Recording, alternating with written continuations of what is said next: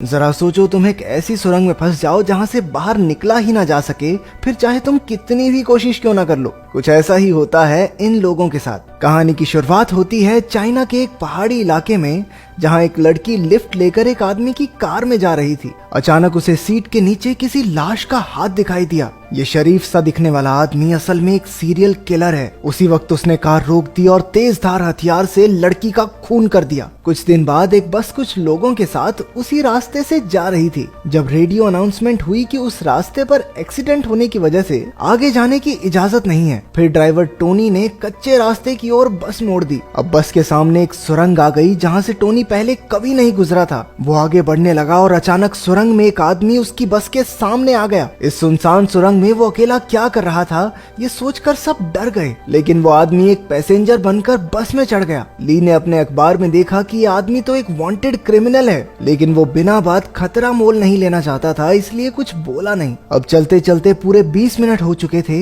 लेकिन बस अब भी सुरंग में ही थी। टोनी जानता था कि देश की सबसे बड़ी सुरंग को पार करने में भी 10 मिनट ही लगते हैं, लेकिन ये सुरंग तो खत्म ही नहीं हो रही थी। आखिरकार सबने वापस मुड़ने का फैसला किया, लेकिन फुल स्पीड में 30 मिनट चलने के बाद भी वो शुरुआत तक पहुंच ही नहीं रहे थे। ये एक अंधेरी सुरंग थी जिसका कोई अंत नहीं था। सब डर कर बस से नीचे उतर गए। अचानक जिंग को अपना फोन जमीन पर पड़ा दिखा, जो उससे गलती से सुरंग की शुरुआत में गिर गया था। अब ये साफ हो चुका था कि ये कोई आम सुरंग नहीं है। ली ने आगे बढ़कर कहा कि उन्हें चलकर बाहर का रास्ता ढूंढना चाहिए, लेकिन घना अंधेरा होने की वजह से वहाँ कोई भी आसानी से गुम हो सकता था। इसलिए जिंग ने उसे अपना ऊन का गोला दिया। ली एक हिस्सा लेकर आगे बढ़ने लगा और दूसरा हिस्सा वोंग नाम के एक दूसरे पैसेंजर के पास था। तभी सुरंग वाले अनजान आदमी ने कहा कि वो भी ली के साथ चलेगा। उस आदमी का नाम चियान है। कुछ देर बाद वहाँ धुंध पड़ने लगी और बस के लोगों को दूर से 2 आदमी उनकी तरफ आते दिखाई दिए। सब उनका सामना करने को तैयार थे, लेकिन ये कोई और नहीं बल्कि ली और चियान ही थे। वो सुरंग बिल्कुल सीधी थी, लेकिन फिर भी न जाने कैसे लोग घूमकर एक ही जगह पहुंच जाते थे। अब वो फंस चुके थे, इसलिए ली ने सारी खाने पीने की चीजें सभी लोगों में बांट दी। अब चारों आदमी फिर से रास्ता ढूंढने निकले,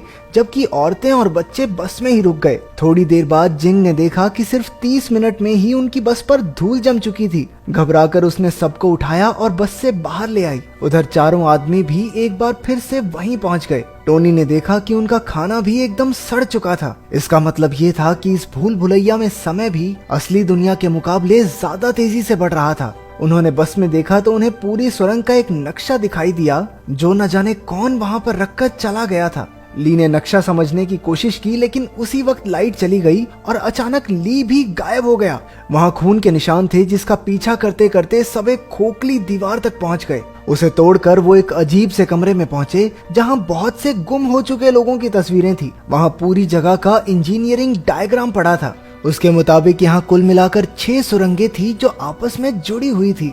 चियान ने हिसाब लगाया कि बाहर निकलने के लिए उन्हें 6 की 6 सुरंगों को पार करना होगा। उसके मुताबिक इसी कमरे में दूसरी सुरंग का रास्ता मिलेगा। कमरे में उन्हें एक अजीब सा कैलेंडर भी मिला, जिस पर सिर्फ 15 जुलाई की ही डेट थी। चियान ने उसे फाड़ दिया और उसके पीछे एक खुफिया दरवाजा मिला। उनके जाने के बाद कमरे के टीवी में एक औरत दिखाई दी, जो एक छोटी सी गुफा में कैद थी। इसके बाद वो सब दूसरी सुरंग में पहुंचे, जहां उन्हें उसी जगह पर अपनी बस मिली। लेकिन बस को देखकर ऐसे लग रहा था मानो वो महीनों से वहां खड़ी हो। बस में उन्हें अचानक से नूडल्स मिल गए, लेकिन टोनी ने बंदूक की नोक पर खाने पर कब्जा कर लिया। क्योंकि यहाँ पर समय बहुत तेजी से बढ़ रहा था, इसलिए सबको बहुत जल्दी भूख लग गई, जिसकी वजह से वो जानवरों की तरह बर्ताव करने लगे।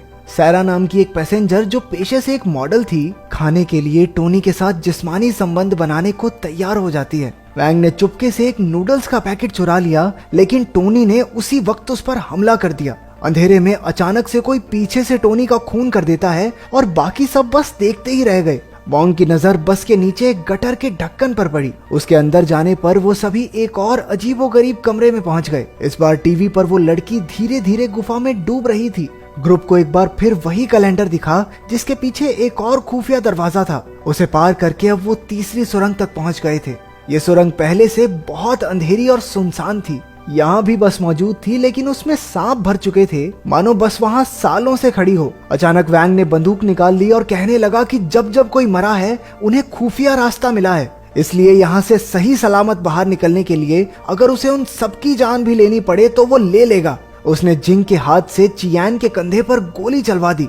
उसने उनके साथ आए दोनों बच्चों को कमरे में ले जाकर पीटना शुरू कर दिया और फैंग को गोलियों से भून दिया। उसने सैरा को भी गला दबाकर मारने की कोशिश की, लेकिन उससे पहले ही किसी ने पीछे से आकर उसका काम तमाम कर दिया। उसकी मौत के बाद अब उन लोगों को एक और खुफिया रास्ता मिला जो चौथी सुरंग में खुलता था। तभी जिंग नाम की वो औरत जो प्रेग्नेंट थी, उसकी डिलीवरी का समय आ गया और सैरा और चियान मिलकर बस की तलाशी लेने लगे। ये सुरंग लोगों का मानसिक संतुलन बिगाड़ देती है, इसलिए सैरा को अजीबोगरीब लोग दिखाई देने लगे। डर कर वो बस से बाहर भागी, लेकिन उसके चारों ओर लाशें ही लाशें थी। वहीं उसे एक शीशा दिखा और उसमें देखते ही किसी ने उसे पीछे से मार डाला। चियान, जिंग और पार्क आगे बढ़ने लगे, लेकिन रास्ते में ही जिंग का बेटा मर गया। अचानक जिंग ने अपना मानसिक संतुलन खो दिया और एक चाकू से चियान को भी मार डाला। चियान की आंख खुली तो वो एक सीक्रेट हॉस्पिटल में था। असली कहानी एक आर्मी ऑफिसर ने समझाई। असल में कहानी की शुरुआत में जेम्स नाम का जो सीरियल किलर हमने देखा था, उसे पुलिस ने पकड़ लिया था, लेकिन एक्सीडेंट होने की वजह से वो कोमा में था। जेम्स ने कई औरतों को किडनैप करके मार डाला था, लेकिन सायरा नाम की एक लड़की अभी भी जिंदा थी। लेकिन जेम्स के अलावा कोई नहीं जानता था कि वो कहाँ है। उसके कोमा में होने की वजह से उन्होंने एक साइकोथेरेपिस्ट को जेम्स के दिमाग में भेजकर लड़की का पता लगाने का फैसला किया। ये साइकोथेरेपिस्ट चियान ही था और असल में वो लड़की सायरा चियान की ही पत्नी है। यानी कि अब तक जो कुछ भी हुआ वो सिर्फ जेम्स के दिमाग में चल रहा था, जो हमने चियान की नजरों से देखा। उसे अब तक यही पता चल पाया था कि उसकी पत्नी किसी नदी के आसपास कैद है, लेकिन तेज बारिश की वजह से अगले 36 घंटों में नदी के आसपास की सारी गुफाएं पूरी तरह पानी से भर जाएंगी। चियान ने आर्मी ऑफिसर को उस बार बार दिखने वाली तारीख 15 जुलाई के बारे में बताया। ऑफिसर ने कहा कि इसी दिन जेम्स के माँ बाप की मौत हो गई थी। उसकी माँ का एक ड्राइवर के साथ चक्कर था, जिसका पता उसके बाप को चल गया था। उसकी माँ ने अपने पति को मारकर अपनी भी जान दे दी थी। असल में जेम्स खुद एक टनल इंजीनियर है, इसलिए जब वो कोमा में गया तो उसने अपने दिमाग में खतरनाक सुरंग बनानी शुरू कर दी, जो उसके दिमाग की तरह ही एक भूल भुलैया थी। चियान का मकसद था सुरंग में जाकर जेम्स को बाहर निकालना, ताकि वो कोमा से बाहर आ जाए। लेकिन उस हत्यारे का दिमाग इतना पेचीदा होगा, ये उसने कभी नहीं सोचा था। उसके दिमाग में मौजूद बस में बैठे सभी पैसेंजर्स दरअसल उसकी जिंदगी के अलग अलग पहलू हैं। सबसे अच्छा था ली, जो उसके अंदर मौजूद अच्छाई की एक झलक था।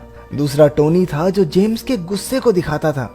वैंग जेम्स के दिमाग में उसके पिता की पर्सनैलिटी थी, क्योंकि जिस तरह वो बाकी सबको मार रहा था, असल जिंदगी में भी वो उसकी माँ को मारा करता था। और सैरा एकदम उसकी माँ के जैसी थी। उसकी माँ भी एक मॉडल थी और असल जिंदगी की तरह उसके दिमाग में भी उसका एक ड्राइवर के साथ अफेयर शुरू हो जाता है। वो प्रेग्नेंट औरत जिंग उसके एक सपने की तरह थी, क्योंकि वो हमेशा से चाहता था कि उसकी माँ बिल्कुल वैसी हो।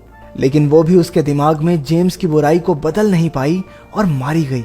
आखिर में बचे वो जुड़वा बच्चे जेम्स के बचपन को दर्शाते थे। लेकिन वहाँ कोई और भी मौजूद था जो बस में नहीं था, वो जिसने छुपकर ली, टॉमी और वैंग का कत्ल कर दिया था। अगले दिन चियान एक बार फिर से जेम्स के दिमाग में दाखिल हुआ। इस बार उसने सीधा जेम्स से अपनी पत्नी के बारे में पूछा, लेकिन वो इतनी आसानी से कहाँ बताने वाला था। वो कहने लगा कि उसे अपनी माँ से नफरत है, क्योंकि उसने उसके बाप को मार डाला था।